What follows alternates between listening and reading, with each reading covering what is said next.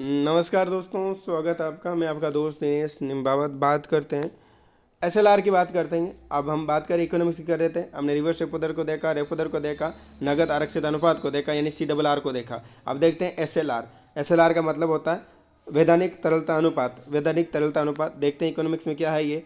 अब आगे देखें, वो अनुपात जिस पर कोई बैंक अपनी एनडीटीएल का कुछ भाग स्वयं अपने पास नगद या प्रतिभूतियों के रूप में रखता है, वैधानिक तरलता अनुपात कहते हैं। हमने जब देखा नगद आरक्षित अनुपात में क्या होता था, नगद आरक्षित अनुपात में एनडीटीएल का कुछ भाग जो बैंक है आरबीआई के पास रखता था। इसके एवज में आरबीआई उसे ब्याज कुछ भी पैसा नहीं देता था, ठीक है। और अधिकतम कितना रखा जा सकता था? अधिकतम 15%, ठीक है ना।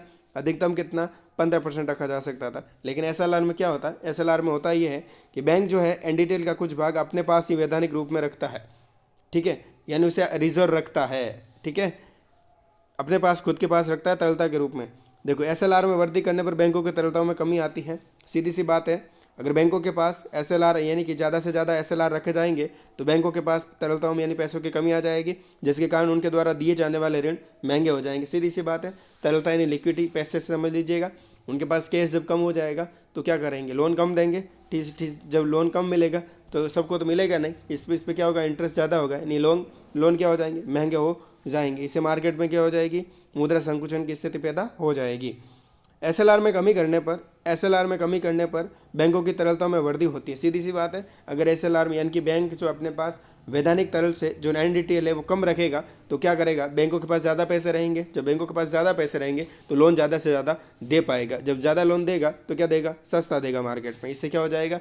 पैसे ज़्यादा हो जाएंगे, यानी अर्थव्यवस्था में मुद्रा प्रसार की स्थिति उत्पन्न हो जाएगी, ठीक है।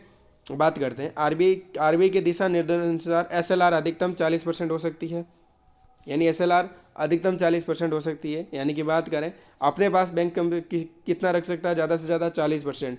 और आरबीआई के पास यानी कि बात करें, हमने बात की नगद की, तो आरबीआई के पास कितना रख सकता था? 15%। दोनों में डिफरेंस याद रखिएगा, बहुत ज़रूरी है। आरबीआई के दिशा निर्देश अनुसार एसएलआर अधिकतम कितनी हो सकती है? 40% हो सकती है एसएलआर, ठीक है। 1990 के दशक तक एसएलआर अपने अधिकतम स्तर पर होती थी, किंतु नरसिम्हन समिति की सिफारिश पर सुझाव दिया गया और एसएलआर को क्या किया गया? कम किया गया।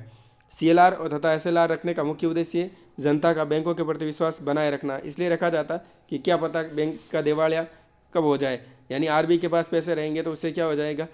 उसकी साख को बचाया जा सके, जो ग्राहकों के पैसे वो लौटाए जा सके। आरबीआई इसके पास इसलिए रखेगा और बैंक अपने पास इसलिए रखेगा कि जब भी ऐसी स्थिति आए तो उस एनडीटीएल के कुछ भाग से वो पैसे दे सकें, दिवालिया ना हो, ठीक है, इसी वजह से, ठीक है। तो CRR और एसएलआर में अंतर देखें तो मुख्यतः बात करें, देखिएगा, CRR की राशि आरबीआई के पास रखी जाती है। हमने बात की थी CRR में क्या होता था, जो राशि है वो CRR में क्या होता था, नगद आरक्षित अनुपात में क्या होता था, वो बैंक जो है वो आरबीआई के पास एनडीटीएल रखता था। लेकिन एसएलआर में ऐसा नहीं होता। एसएलआर में राशि जो है स्वयं बैंक अपने पास रखता है एनडीटीएल की, ठीक है ना। अब क्या बात है, CRR एक नगद के रूप में रखा जाता है, एक नगद के रूप में। देखो, केस था, नगद के रूप में रखा जाता था। और ये जो है एसएलआर जो है ये प्रतिभूतियों के रूप में, जैसे कि ओवरड्राफ्ट वगैरह, ये ड्राफ्ट वगैरह है, एफडी वगैरह है, इस तरीके से रखता था, ठीक है, रखता है एसएलआर में। CRR अधिकतम 15% हो सकती है, यानी आरबीआई के पास अधिकतम कितना परसेंट रख सकता है? 15%। लेकिन एसएलआर अधिकतम 40% हो सकता है, ठीक है। तो ये डिफरेंस था, ठीक है। चैनल को सब्सक्राइब कीजिएगा। एसएलआर को हमने देखा, अब तक के वीडियो आपने देखे होंगे, नहीं देखे तो जरूर देख लीजिएगा। चैनल को आप सब्सक्राइब जरूर करेंगे। नमस्कार।